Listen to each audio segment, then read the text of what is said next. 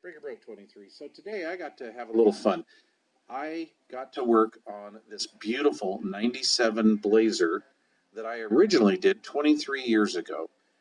I did this car when it was new. It had about, I think, under 300 miles on it, and it just had a Vortec blower installed in it. Then the customer brought it over to my shop, and I did a full-on G&S Redline and US amp system in it with a Pioneer head unit. So real quick, I started off with the Pioneer DEH 535 head unit. I plugged that into a US Amps Exterminator 5500X. That was at the time the new, brand spanking new 5-channel amplifier from US Amps, and what it did is it did 75 watts times 4, and then it had a mono 250 watt output as well. I used 4 VIFA tweeters.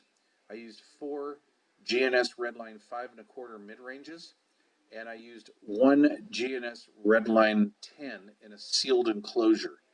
The system still sounds good today. The owner of the truck now is the little brother of the original owner, and he put in a Kenwood deck because the Pioneer finally bid it, and so he just had me check it, make sure everything was cool, and it was really fun to jam on this old system. This old system was a sound cue type system. That's why I did a sealed box. The original owner didn't like bass, and I had to literally just force him to put this subwoofer in.